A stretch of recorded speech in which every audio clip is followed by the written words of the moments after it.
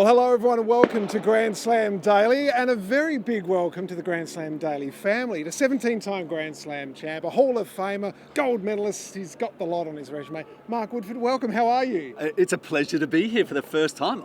I'm a rookie. You are. We're so glad to have you. And at this point of the tournament, I mean, wow, you could have done your prep for tonight last week. You'd throw it out the window because none of it's relevant now, is it? Absolutely. It has been some major upsets on a daily basis, and it's still ongoing. And of course, we're getting two different tournaments. The conditions are changing, but the fact that we've lost some major names along the way, not just in the men's singles, but it's happened on the women's side as well. That's it. And all we've really talked about so far, Mark, has been the heat. Poor Daniela and I and Babsy Shet, we've been sweating away up here on the balcony and down with the public. But tonight it is quite cool. So you've hit the nail on the head. Two very different weeks of tennis. When you think of Roland Garros, what are your favourite memories and recollections? I mean, a couple of major titles is an obvious go-to, but it's a special place. It is, because it's one of four, and it's probably the most difficult, physically, mentally demanding of any tennis player. But I think in particular for we Australians, because it's a surface that, it's not indigenous to Australia. So we have similar courts that you slide on, Amped, Ontakar, probably a few other names along the way. But it was a surface that I think with our way of playing, our identity of being aggressive, loving to play up at net there, it's not really the way that you go about it on clay. So a lot of heartbreak over the many years of being a competitor here. But I think one of my most cherished one was finally getting the victory with Todd in what was my final year of playing. And along the way, just getting through some tough matches. But that's the way it's supposed to be. It's not winning these tournaments with ease. You're supposed to be going through some ups and downs. We experienced that. I was so happy that for both of us, we're overjoyed in what was my final year. We kind of completed the set, got the jigsaw together. Yeah, that's it. Now, you may have heard already some choppers. There's some fireworks around. Right before we started the show, the PSG bus with the team and all the players went past with a full police escort to head to the stadium next door. So those celebrations have been continuing. It was pretty wild here last night. No celebrations, though, as we talk about the tennis, for Iga Swiatek, another one of the big names to fall. Did you see this coming? Marta Kostyuk in good touch. Yeah, she certainly has. She's been probably more in form than Iga Swiatek. But given that she's a four-time champion here, you would have thought that maybe she has the edge, because at Grand Slams, this is where the champions tend to ratchet up another level or two. But it just wasn't to be. There's a lot of things probably still going on with Iga, coaching changes, different tactics. There is, for me, sometimes this stubbornness in the way that she plays her tennis. Fantastic first strike tennis when she's confident, when she's on. But, this surface, gives you time to play a few backhand chips, change the pace, height. I'm not sure that she always displays that. Might have cost her the match today. Well, it was certainly a great performance from Marta Kostyuk. She was having the time of her life out there. She danced away into the quarterfinals. It was great to see. And I caught up with her after the win. Yeah, I think they are less strong than people expect. I'm obviously very happy with the win, but my main perspective and my main goal is to enjoy and to keep creating, keep playing, keep battling, and this is the priority for me. And I think this is what helps me to kind of go through losses and wins, kind of not being very overwhelmed. You've gone viral today with the dance. What's the reaction been like, and how did that come about? Because it's made a lot of people smile. Yeah, I think that was a goal for sure. But I would say I had really good memories when I did also some dancing between second and third set during Olympics on Chatrier, and I was just like, okay, this is a good moment. I have some time. She's not on court, so why not make people laugh a bit? Yeah, for sure it wasn't a good day in the office. Many things, I could manage a bit better, but it was super tough today for me to to keep the level that I wanted to, and obviously at this stage, the any opponent like in the fourth round already played a couple matches will use the opportunity. So congrats to Marta. Yes, so like you referred to there, perhaps a little bit of work still for Egan. We've got to remember she is so young, but she heads to grass where normally we would have gone, well, she's won the French and now good luck at Wimbledon. But it's the other way around this time. And grass has not really been her strongest surface. So last year was a bit of an anomaly. Can it be a repeat? Can she get there early? Work on a backhand slice. That on grass, it pays big dividends. Maybe a few extra reps on the grass, some confidence. Let's see. So it shapes up, as we heard there now, as an all-Ukrainian affair between Kostyuk and Svitolina, because today in the Battle of the Mums against Belinda Bencic, she was very impressive. Yeah, she was. I think at times Svitolina, and you could say the same with Bencic, at 1,000 series level tournaments and maybe 500 series, that's where they really shine. But they've offered to us that potentially they're going to, especially Svitolina, that she's going to give one of the Grand Slams a real shake, and this one in particular, but she just hasn't been able to capture that form in the latter stages of a major. Coming up against a good friend, you wonder how that battle's going to play out, but she's certainly riding confidence high, taking out the Italian Open. Absolutely. Interesting to see them in the tunnel on the changeover between their matches today. A little high five in the tunnel, wishing each other well, but now they have to go up against each other. Yeah, I'm very excited, to have another opportunity to play here in quarters. Try to really play well today, to come back after losing the first set. So yeah, exciting for the matchup. So today it was a battle of the mums, and the next match is the battle of the Ukrainians. Yeah. Marta, you know her well. A great performance from her today too. What do you think about that contest? Yeah, super excited for the matchup against Marta. I think it's amazing for Ukraine, for the next generation, really inspiring. It's great that we're going to have a Ukrainian in the semi-finals. So yeah, it's super exciting, and I'm looking forward to that. Another one who has teased us so much, so quickly with her form has been Mira Andreeva. Today she was great, and Mark, talking to you off air, you've got a circle around her. I do not for anything bad, only good stuff. She is a talent. She's been showing her colours slowly. She's got a great coach behind her, former Grand Slam champion Conchita Martinez. She does have some losses along the way, but she's not letting it get her down. She bounces back, and she's just learning week after week, tournament after tournament. But I think I said to you, Sabalenka-Świątek final. Yep. But I'm favouring Andreeva to be the dark horse, and I think with Świątek going out today, that half now for Andreeva, winning in 2 sets today as well. If she can remain calm, just keep her head down. Don't get overly emotional, which can happen with her, but that's the passion that she's trying to play with.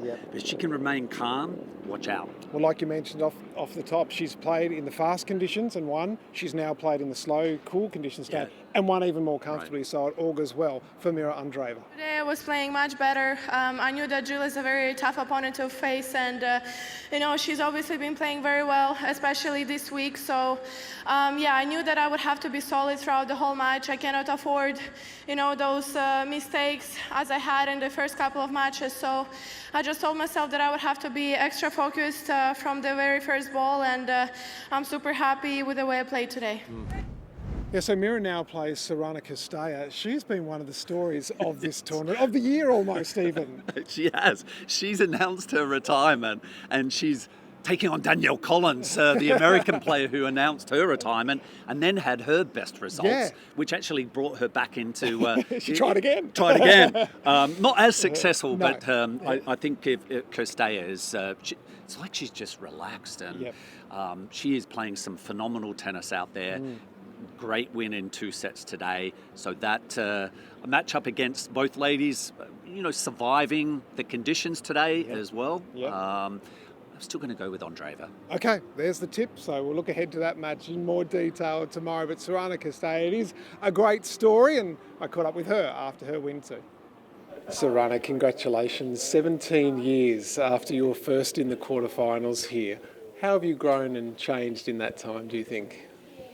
Yes, luckily I think I've grown quite a lot, and I've matured, and I have so much more experience, and I'm very grateful with the way tennis shaped me and also life, and I feel I'm in a much better place right now than I was 17 years ago, and also right now I'm able to enjoy everything at the fullest and also be very present in everything that I do. Do you think your decision to retire has helped you play perhaps more freely or taken any pressure or expectation away maybe? I don't know, maybe. I keep saying that from my point of view, nothing changed. I'm still doing the things in the same manner. I still have the same attitude. I work as hard. I'm still very unhappy when things don't go my way. So, but maybe subconsciously I relaxed a little bit, and I'm also trying to enjoy more, knowing that maybe every single tournament, this is my last time on that court. So again, if I did something different, it's subconsciously, it's without me realizing. Even if I announced this was going to be my last year, I still wanted to do really, really well. I wanted to go out on the front door of tennis with a big smile, with just being proud of myself, you know. So for me, it's a great year, and I'm very grateful for everything. Incredible story. Cirstea inside the top 20, a career high ranking, and she's 36. So the oldest player to get inside the top 20 for the first time in the history of the women's Go for tour. it. So I love it. good. Let's It's hope great for us story. all. Let's hope for us all still. I want to look now at the men's results though. Sasha Zverev, he is front and centre, the absolute short-priced favourite now. A little disclaimer and caveat on that in terms of mentally how he might hold up in the second week, because he's been close before, but so far, what have you made of what he's had to do on court? Well, what's different this time is he's got Alcaraz and Sinner out of the tournament, not by his own hand, but just by circumstances. So that's still something for him to manage. Today, polished. 2.25 hours against De Jong, straight sets. And for me, he hasn't... My issue with Zverev over the years of being here at Roland Garros is he invests so much in some of these early round matches. It might be one or two matches that really take it out of him physically, and then perhaps mentally, he arrives, he's a little bruised when the second week starts. He's avoided that in the first week. He hasn't played a 5-set match. It's almost like he's allowed all of the circus to take place, and he's just kept his head down. So ominous. The other players, should be looking at him ominously. But again, this is the stage now. He's done what we've expected of him. He's arrived now, and it's up to him whether he can continue this momentum. And this is arguably his best surface too, isn't it? I mean, his history here at Roland Garros would suggest that. Well, again, a few years ago, that big match with Nadal, unfortunate, he probably doesn't want to remember too much of that. On the cusp of going up 2-0 when Nadal was riding high on this particular surface at Roland Garros. But he's a multi-surface player. He has the weapons. He's got to be able to use those weapons. Don't become complacent. He's up against a youngster in the next round as well, so he's going to have to, come out firing from the get-go and play his game, play to win. Don't allow your opponent to take control early. Well, so far so good. The big fear from everyone here: if he doesn't win this one, oh boy, what sort of damage will that do? But let's hear from him. So far so good. Today was excellent. Yeah, in the beginning was a bit difficult. Didn't start off strong, and he started off really fast and really well. But once I found my rhythm, I felt very comfortable on the court, and that's the most important thing for me. I feel like my game is there, and now it's about showing it on the match courts. So it does set up this juicy contest against Rafa Nadal, who has been all the talk. We haven't had a show without mentioning him. In the lead-up, he was all the talk. What's your take on him and understanding of the talent that he brings? We might be saying his name a lot.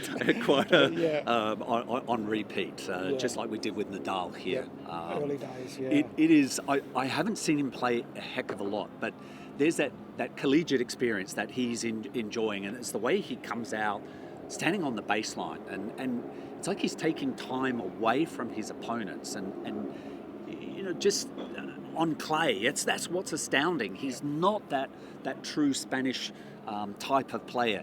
Today against Carreño Busta, obviously he's one that is going to elongate a lot of the rallies, and that's probably why he got up that 2-sets-to-love lead.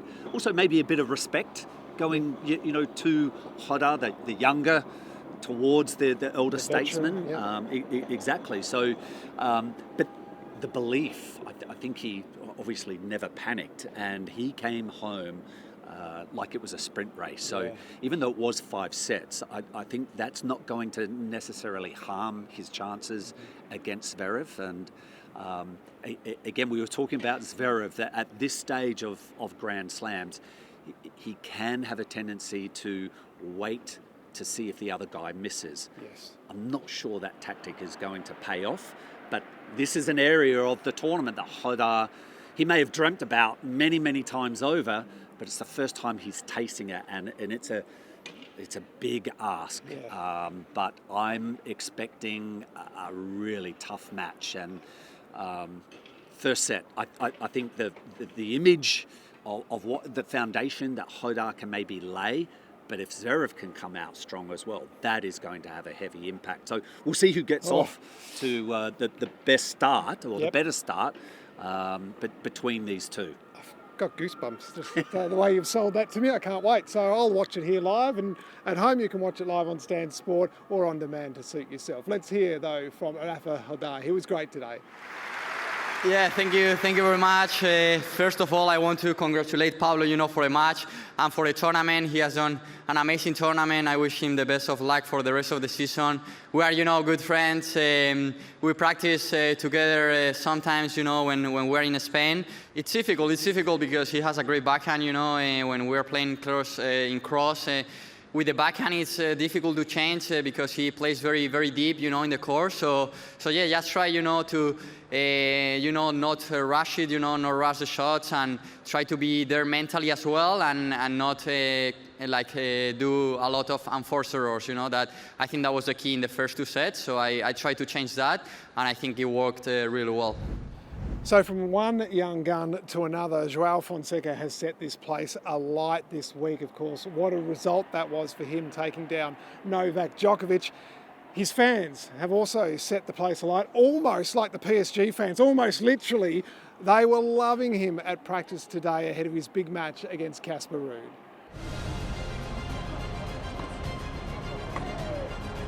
I think he represents something to us in Brazil that it's, since Guga, we don't see anyone in this position, so it's really nice. It's impossible, don't be happy.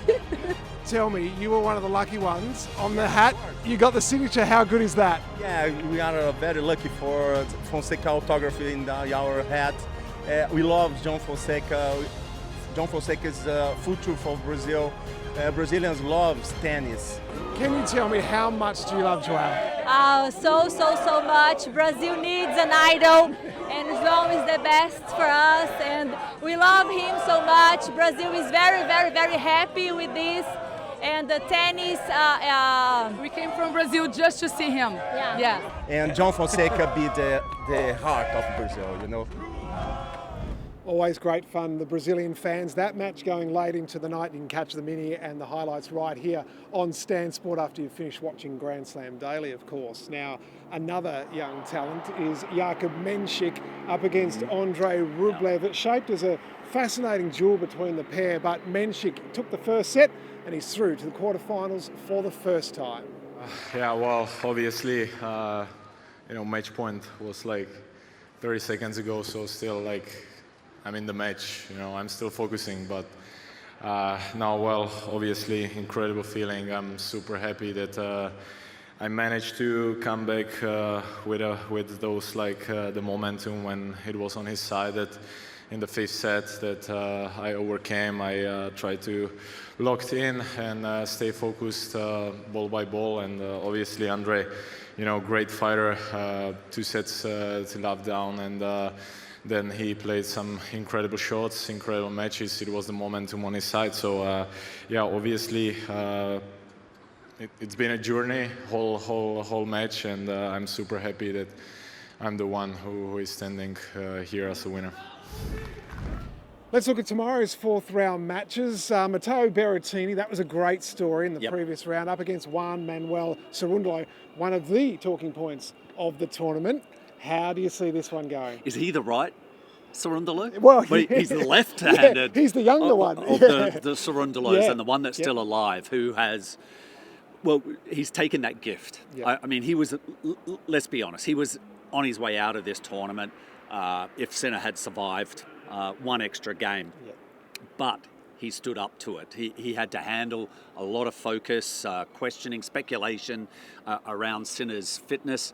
And he's come back and bounced back in the next one against Landaluce in 5 sets. So tremendous effort. But for me, at the start of a tournament, especially a Grand Slam, you really have to try and picture yourself being alive in the second week. Did J.M. Cerundolo really believe he was going to be here? And so now you start to open up second week, fourth quarterfinals potentially.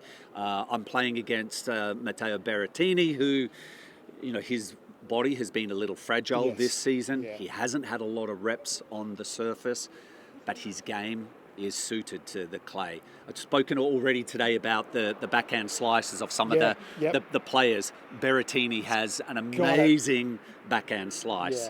Yeah. He's got to be able to use that. Short, low, angle it. He's got to use the forehand, obviously.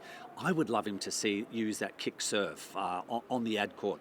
I know it might go to J.M. Cerundolo's forehand, but you're trying to spread the youngster out on the court. Yeah. He's played back-to-back 5-set matches against Sinner and Landaluce. How long was that match in the last round? More than 5, yeah. He has to be feeling it. It's the emotion, the physical side, but emotionally he has to be feeling it when he comes onto the court. So can Berrettini take the early initiative and stamp his authority?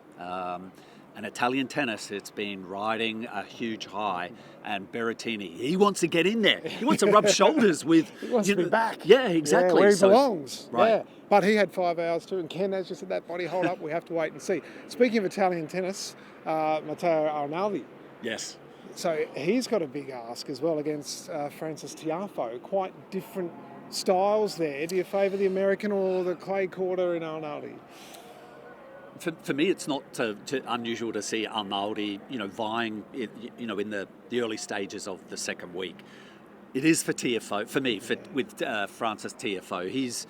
It's not like he's an alien on this surface. He knows how to slide, and physically, he's a beast out there, and that's helped him, come back for 2 sets to love down in his previous round. But I think, for me, Arnaldi has something to prove.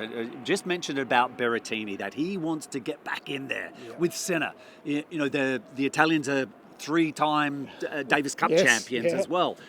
They want to be a part of that. They have, but they want to get back into there. So I feel like for Arnaldi, he plays very offensive on clay. It's not like he hangs on the baseline too often. It's going to be first strike tennis between these two. I'm more interested to see how Tiafoe is handling coming back from 2 sets to love. Yep. Can he put it out? Does he believe that he can make it through to the next round? That he may get himself into that winning position, but can he get himself over the line? He's playing against someone who's grown up on this surface as well. Similar, Felix Auger-Aliassime against Tabilo. Yes. Isn't it? Like quite similar sort of matchup in many ways. Alejandro, he is a surprise. Lefty again. Yeah. I'm loving the lefties having a surge at the tournament here. But Tabilo is, you don't, you've got to keep him in the equation here. Yeah. He just is very stoic. Yep. Head is down. If you want to see someone that's professional on the court, have a look at Alejandro. He's a super nice guy. No fuss out there. And it's going to be on Auger-Aliassime's shoulders, I think, in that match. For me, if Felix can use the serve, use the big forehand, and try to push Tabilo back, try to get the crowd on his side as well. But it's going to be, Tabilo on the baseline like a brick wall. The next one, Zach Svider, Yep. American, youngster. Like, what is he doing in the second week, number one? I mean, any player that's here deserves to be in this position, but that was one we were not expected against Kaboli, who's been in scintillating touch and yet to drop a set. Yeah, Kaboli's I think, the clear favourite in this match. Svider, obviously there's an emotional impact that he's spoken about his father, the loss of his father late last year, and he's had time off.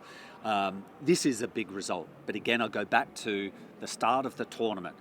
Did the young American believe that he was going to be here at this stage?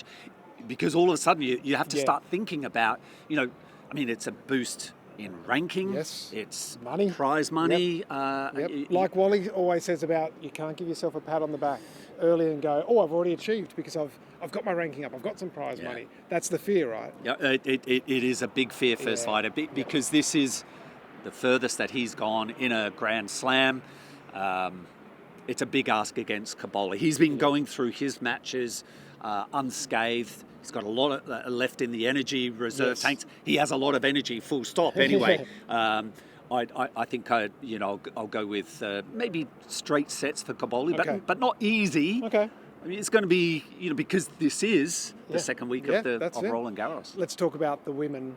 The women are taking centre stage on Philippe Chatrier tomorrow night. They are. This is unusual, and it's over the last few years it's caused some consternation. I think it's fair to say for Amelie Mauresmo as the tournament boss here, because the women have not been put on the night. They only have one match here of a night time, so the value for money, they try to put the men on so that the punters that pay get a longer period of entertainment. But these women deserve it. Naomi Osaka and Aryna Sabalenka, that is a beauty. Two titans in the women's game. We suffered the loss of Rybakina in the number 2 seed, and we've been speaking off air that sometimes when you lose these heavyweights early in the tournament, it sets an unease into the locker room. But these two have arrived at this stage. First strike tennis, there's going to be a lot of winners being struck, and if someone is not landing a lot of first serves, they're going to be inside the baseline, trying to send the ball back as quickly as possible, and hopefully it's into a corner. Osaka, though, this is her best result at Roland Garros. She's not usually at this stage on the clay. I think her movement, sometimes she gets a little caught up on the baseline. But Sabalenka, she hasn't won here yet either. This might be the year for her. Okay. Potapova and Kalinskaya is the other one. What a day in the sun for Anastasia Potapova when she knocked out Coco Gauff. Давай, на ручки. Her name is Bula. She is really a superstar of the tournament. When I don't have her at the tournament, I feel like something is missing, and I don't think I'm going to let her go. I don't blame you.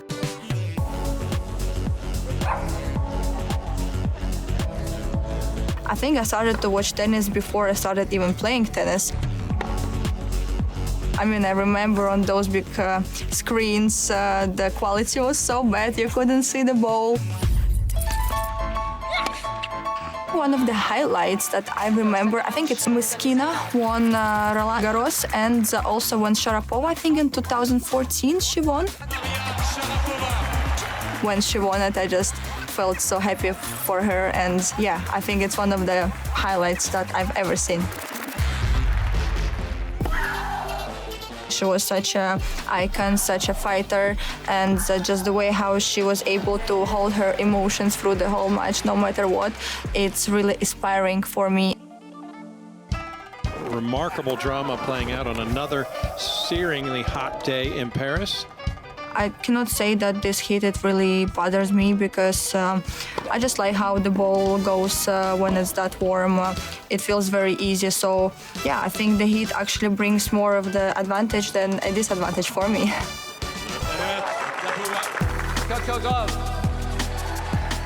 She's great. She's one of the best, and she's a defending champ here. we also play a little bit similar. We both prefer backhands more. We both don't mind to go under the heat and run for 3 hours. So yeah, I'm looking forward for this match and prepare my best. Anastasia, thank you so much. Bula, great to meet you. Thank you. Yes, also happy to be here. Bye-bye. So Potapova, Kalinskaya, who wins that one for you? If her boyfriend / coach is still here, Talon Griekspoor. Yep. I mean, he's doing a great job. Yep. I'm going to give the edge to Potapova. Keys and Schneider. I like the heavy hitting of Madison Keys. She's obviously on a confidence wave right now. I think she's going to hit them in tomorrow. Falinska, a qualifier, versus Diane Paris, a Frenchwoman ranked in the 90s. I mean, what an opportunity.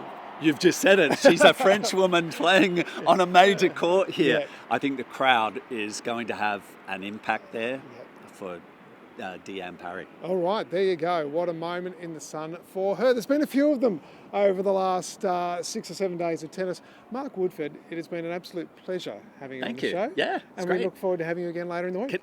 Can I come back You can. again? I think we're giving you a tick. Huge. All right. We'll see you again tomorrow on Grand Slam Daily.